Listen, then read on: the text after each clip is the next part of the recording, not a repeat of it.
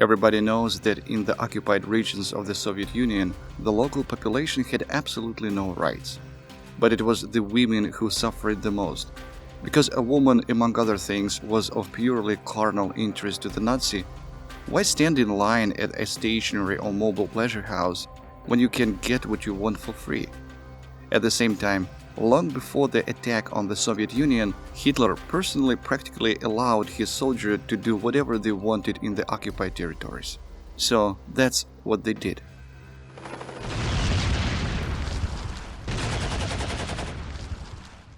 Brothel slaves. Many young women have forcibly entered pleasure homes with little choice. Such offers, which were impossible to refuse, were received only by young girls of pleasant appearance. In fact, the work of these slaves was the most terrible torture. On the one hand, the body of the unfortunate was tormented by the Germans, and after work, such women received the contempt and hatred of the local population. Everyone believed that women voluntarily joined German brothels. Therefore, the unfortunate often either went crazy or committed suicide. Also, girls could be lured by deception. Girls were hired as waitresses, cooks, etc., and upon arrival they were treated in the same way as already mentioned. There is a known case when a girl named Olga ran away to a partisan detachment from the Gomel pleasure house. She said that they were going to take her to Germany, but just before this happened, several Germans came up and selected the most beautiful girls, saying that they were greatly honored to work for German soldiers. Unfortunately, after the liberation, no one really cared whether a girl voluntarily went to such a house or was forced to. Further fate, as a rule, was rather sad.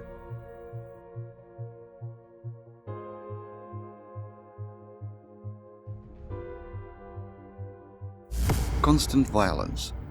More terrible things happened during the entry of German troops into cities and villages, especially in rear hospital scattered across the occupied territories. Many documents show that the first cases of brutal violence erupted, as already mentioned, immediately after the occupation of a settlement. The soldiers, after a tense battle, wanted to relax, so any representative of the fair half could be a victim. What is really wild is that the age of the victim was almost irrelevant.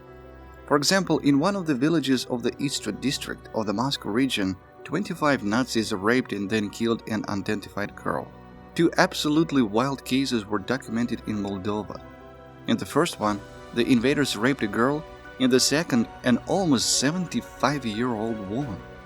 And often even after the rape, the torment of the unfortunate victim did not end. So after the liberation of Rostov, a resident of the city of Radchenko spoke about the terrible fate of a girl she knew. There was a girl in the next block, such a beauty. She had a golden braid tied into a knot. She once walked along the street. The Germans were coming towards her, 5 or 6 men. They were cackling, drunk probably. One pointed at her with his finger. They surrounded her, dragged her into the yard. She was screaming, but who was going to help? At first she tried to resist and then calmed down. They left her right there in the yard. She got dressed and sat down, and she cried for a long time. She was then taken to Germany to work. The cases described above occurred at any time of the day. If a girl or a woman encountered a group of Nazis on her way, she was very likely to be abused. And it would be good if it ended like that. Violence with particular cruelty became the rule during punitive operations, especially in partisan zones. Many local residents recalled that when the punitive detachment entered the village, the first thing they did was to look for pretty girls. For example, in one of the villages of the Vitebsk region, punishers raped a girl in a cemetery, and having had enough, they killed her by putting candy in her open mouth. This case has been documented. Moreover, the level of cruelty against girls and women in the occupied regions of the USSR went off scale so much that some facts were cited even at the Nuremberg trials. Judges from the Allied forces sometimes simply refused to believe that this could happen. 16-year-old Mechnikova was taken by the soldiers on the orders of Officer Hammer into the forest. After some time, other women who were also taken into the forest saw boards on a tree to which Mechnikova was nailed, and a representative of the Soviet Union could read such facts for several days, if not months. The Nazis had a strange custom of cutting off the victim's breasts after she was raped, either alive or dead. For example, this is what was done in the Smolensk village on Snorky with the girl Anna Gvardeitseva. At first the Nazis raped her, then cut off both breasts and shot her. Anna Matyushkina, a 19-year-old resident of the village of Saltanovka Ural region, had an even worse experience. In Chervinskaya Luka, Leningrad region, the Germans stabbed raped women with bayonets and then doused them with ice water in the cold, turning them into creepy sculptures. Probably the peak of insanity was the atrocities of the Nazis in the village of Maslenovka, Moscow region. There, before the retreat, the Nazis raped women, then cut their faces, and then shot the unfortunate ones.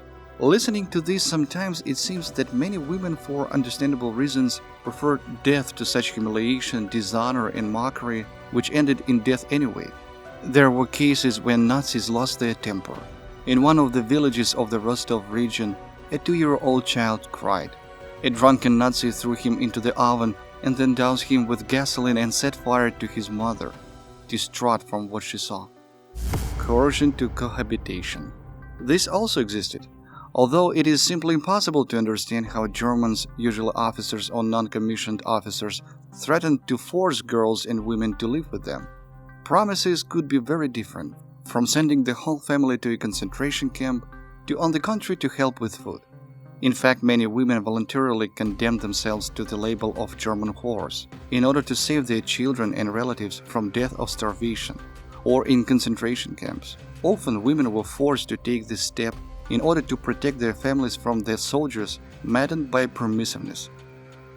All this probably provides ample justification for such a move.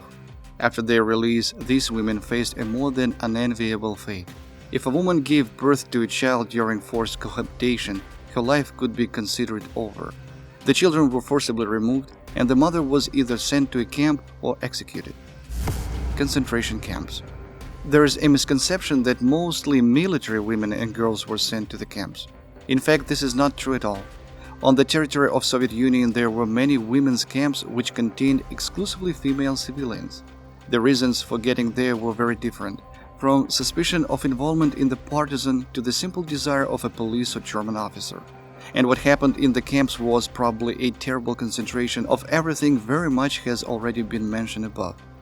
There were brothels for camp guards, there was terrible bullying, beatings, and everything the sick mind of the Nazis and their accomplices could only come up with.